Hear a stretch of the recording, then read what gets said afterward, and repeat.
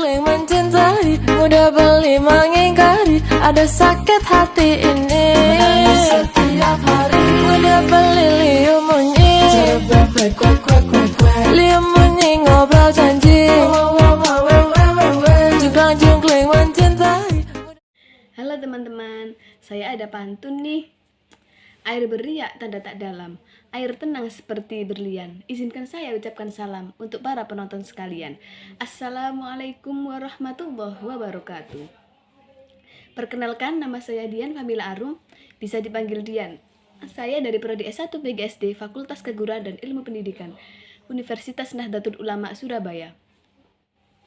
Di sini saya akan menjelaskan 7 aspek kompetensi pedagogi guru. Yang pertama adalah mengenal karakteristik peserta didik.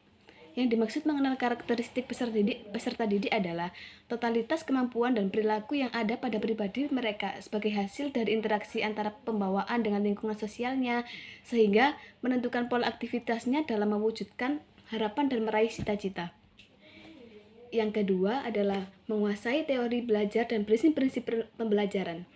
Yang dimaksud menguasai teori belajar dan prinsip-prinsip pembelajaran adalah ada 2 hal yang menjadi tuntutan kompetensi pedagogi guru. Salah satunya menguasai teori belajar dan prinsip pembelajaran yang mendidik. Kedua hal tersebut mempunyai manfaat dan makna khusus bagi guru. Manfaat bagi guru tentu akan berkaitan dengan pengembangan wawasan profesinya. Sedangkan makna khusus yang berkaitan dengan citra guru sebagai profesi, sebab makin banyak guru menguasai teori-teori belajar dan prinsip-prinsip pembelajaran, guru akan memperoleh pengakuan dan peserta didiknya. Yang ketiga adalah pengembangan kurikulum. Yang dimaksud pengembangan kurikulum yaitu proses perencanaan dan penyusunan kurikulum oleh pengembang kurikulum dan kegiatan yang dilakukan agar kurikulum yang dihasilkan dapat menjadi bahan ajar dan acuan yang digunakan untuk mencapai tujuan pendidikan secara nasional. Yang keempat adalah kegiatan pembelajaran yang mendidik. Apa sih kegiatan pembelajaran mendidik itu? Mari kita simak bersama. Kegiatan pembelajaran mendidik adalah suatu pembelajaran yang terutama menyediakan lingkungan pembelajaran dan memfasilitasi pembentukan kemampuan subjek didik yang utuh. Seperti contohnya, siswa dapat merasakan makna mendalam dari proses belajarnya, sehingga semua yang dipelajarinya dapat diterapkan dan diamalkan secara berkelanjutan dalam kehidupan sehari-harinya. Yang kelima ialah pengembangan potensi peserta didik. Apa sih pengembangan potensi peserta didik? Pengembangan potensi peserta didik adalah kemampuan yang masih terkandung dalam diri peserta didik dan biasanya didapatkan karena pembawaan. Yang keenam adalah komunikasi dengan peserta didik. Apa sih komunikasi dengan peserta didik itu?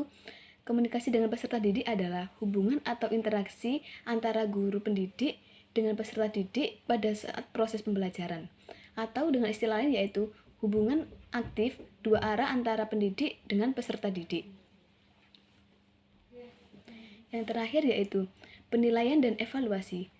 Yang dimaksud penilaian dan evaluasi adalah dapat diartikan sebagai tindakan memberi nilai tentang kualitas sesuatu. Evaluasi dalam bahasa Inggris juga memiliki arti sepadan dengan assessment, yang juga berasal dari istilah bahasa Inggris. Untuk soal selanjutnya adalah jelaskan perbedaan istilah-istilah pendidikan sebagai berikut. Yang pertama adalah mendidik. Apa sih mendidik itu? Mendidik adalah berkaitan dengan moral dan kepribadian.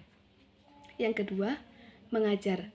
Mengajar adalah berkaitan dengan bahan ajar dalam bentuk ilmu pengetahuan. Seperti contohnya, kepada siswa atau mempraktikkan keterampilan tertentu atau menerapkan konsep yang diberikan kepada siswa agar menjadi kecakapan yang dapat digunakan dalam kehidupan sehari-hari.